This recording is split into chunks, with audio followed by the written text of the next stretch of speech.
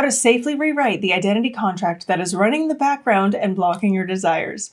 In this video, we're going to walk step by step how to rewrite this together. Before we get started, hi, I'm Mariah. I take confusing manifestation stuff and turn it into practical identity work that you can actually apply right now to get the lasting changes that you want and sustain them. So now that we've discovered what this identity contract is, and if you haven't watched the video where I introduced what those are, go ahead and check that out first and then come back here because it's going to make a lot more sense after you watch that. So you figured out your identity contract and now you're probably stuck wondering, okay, now what do I do with that? And this is the part that most people skip and why nothing changes. Today I'm going to show you how to safely rewrite it so that it finally feels safe to let go. Now I want to give some quick context here. You're not sabotaging your desire, you're sabotaging what feels unsafe. So if your desire hasn't landed yet, it's not about a lack of effort, it's about protection. So by doing the exercise in this video, we're going to be listening to what our system is protecting. It's not a big technique, it's not forcing.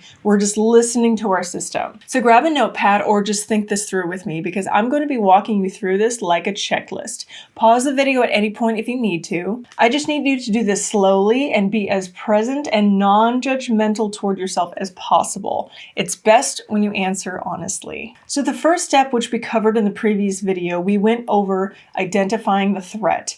First, we named our desire specifically, and then we asked ourselves, if I fully had this desire, what feels unsafe or uncomfortable about it? And then you waited for the first uncomfortable answer, and an example could have been something like physical uneasiness with the thought of, oh, people would judge me. And step 2, we named the perceived loss by asking, if I woke up tomorrow and had everything I wanted, what would I lose? And an example answer to that question could have been something like, oh, if I succeed, my family will no longer relate to me. And in that example, the nervous system wasn't blocking success or money, it was simply protecting belonging. More example answers to that question could be something like, oh, if I got successful, people would judge me. If I become confident, I might lose my friends. Or even something like, if I earn more, I might become selfish. Because to our system, selfish equals bad, bad equals not lovable, and not lovable equals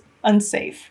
Basically, it's a threat. Some more examples could be, I want more money, but it feels stressful, or I want a relationship, but it feels overwhelming, or even losing approval, acceptance, or support. So you're just trying to ask these questions to figure out what the identity contract is. Because your brain isn't blocking success, it's avoiding a perceived loss, cost, or threat. So now that you've got all your answers up to this point, we're going to dive into step 3, which is tracing the origin. And how we trace the origin is we ask the question, when did I first learn this wasn't safe? Or when did I first learn having this would cost me something? Now don't overthink it, and this part is important. Usually it isn't some big traumatic, dramatic event, right? Sometimes it is, of course, but most of the time it's just small, repeated conditioning. Usually it's a small thing that was just repeated over time, especially in childhood. Maybe it was friends or family's comments, cultural beliefs, subtle rejection, or even watching someone else struggle. Or you consistently saw events which bolstered your beliefs. Little moments that taught your brain, oh, I shouldn't do that. This person got criticized really badly. Maybe I should avoid that.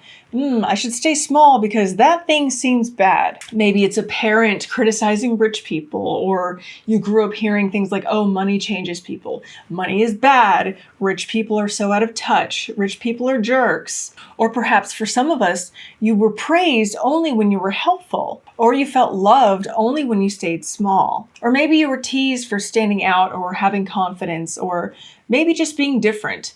People say things like, oh, don't let it get to your head, stay humble, don't show off. Those things your brain quietly translated into success costs connection. Or if I succeed, I'll no longer be relatable and people won't like me anymore. So of course your body's going to resist it because it's trying to protect that version of you. It's trying to protect that identity. And within that identity, it believed that belonging equaled survival. So anything that threatens that, it's going to reject it. So your brain just connected the dots. It's basically like kid logic because most of this stuff happened when we were kids in childhood. And the point here I want to make is that we didn't choose these on purpose.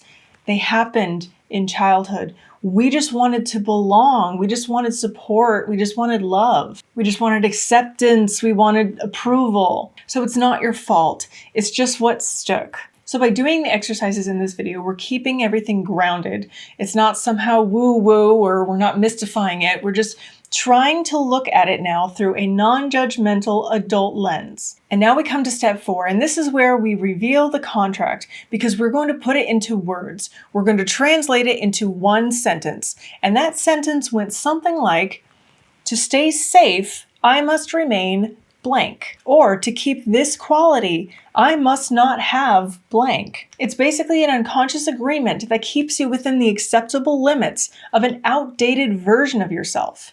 So go ahead and finish that sentence for yourself. Some examples could be, to stay safe, I must remain small. Or to keep approval, I must remain helpful or invisible or unseen or struggling, or even to remain the good one, I must stay self-sacrificing. To stay loved, I must stay small. To stay accepted, I must not outgrow people. So anything goes here. Small, struggling, invisible, self-sacrificing, perfect, needed, agreeable. Once you've uncovered that sentence, that is the contract. That is the thing that has been quietly running your life this entire time. It's not your affirmations. It's not your goals. It's that sentence. Because your identity sets the upper limit of what it feels you can safely receive. So once you find that sentence and you see this, it loses a lot of power because now it becomes conscious. And that's why we're trying to regulate our nervous systems to feel safe and then figure out what in our identity is preventing us from getting what we want. Because your current identity cannot hold what the person who has your desire can. So we're trying to figure out how to get from here to there. And this means something really important.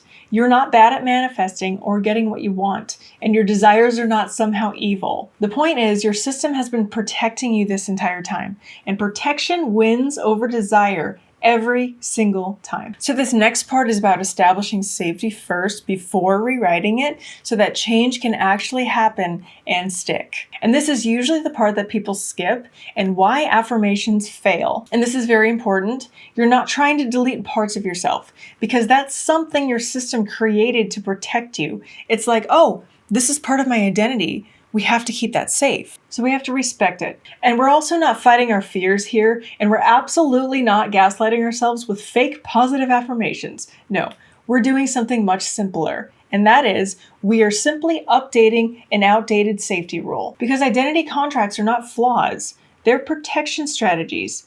The problem is, they're just outdated. So now we ask, what does this part of me think it is protecting? Or, what is this part of me trying to protect? And it's usually something sweet. It's usually something like belonging, acceptance, approval, connection, security, support, love. These are the things that we're looking for. And another alternative to this question could be, what does this part of me think it is protecting me from?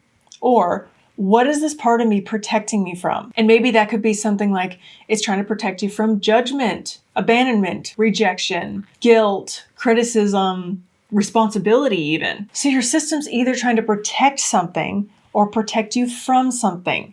So ask both variations of that question because you're going to uncover different layers. So once you have that answer, the next part is going to sound a little bit silly, but instead of fighting it, we're going to thank it. And I mean that seriously. You're going to thank that part of you because that part of you has been keeping you safe from something it perceived as bad this entire time. Because at one point it did that to keep you safe. And in all honesty, it probably did keep you safe at one point. So when you stop fighting it, your nervous system can finally relax.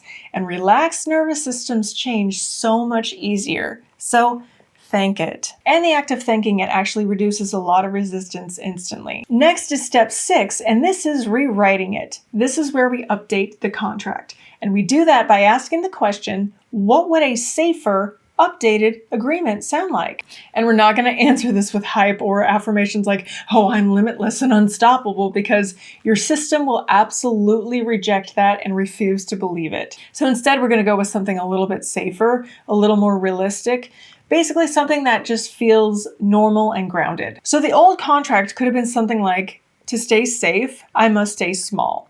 And a new updated version could be something like, it's safe to grow and still belong, because your system can actually accept that. More examples of an old contract could be something like, in order to stay loved, I must please everyone.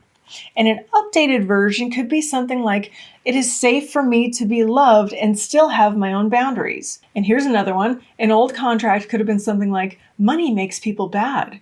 And a new updated one could be something like, I can have money and still be a good person. More examples could be something like, I can be visible and still be loved. I can grow and still have connection. Or I can have more and not become someone I reject. We're moving from, if I succeed, I will lose people, to, it's safe for me to grow and still be connected. Do you feel the difference there? One feels threatening, while the other one feels possible. And that's what we want. Safety, not hype. Because in all honesty, you're not afraid of getting what you want.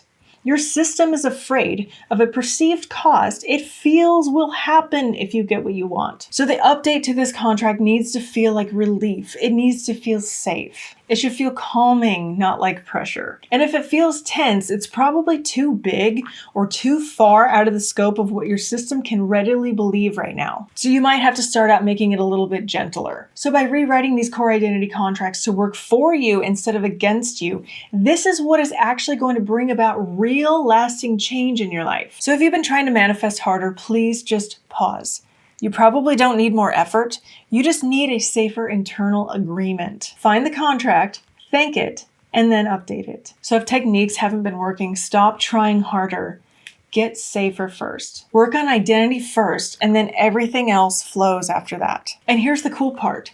Once your body feels safe, you'll no longer have to force action. You'll naturally apply, show up, speak up, take risks, or follow through, because there's no more inner fighting. There's no more resistance to what you want. And that brings us to the next part of all of this, and that is integration. In the next video, I'm going to walk you through the basics of normalizing your desires so that it feels possible, available, safe, and normal for you. Because again, safety first, identity second, and then results will follow. If you found this video helpful, please consider liking it and subscribing to my channel where I share a lot more on this topic. Thank you for watching, and I will see you in the next one.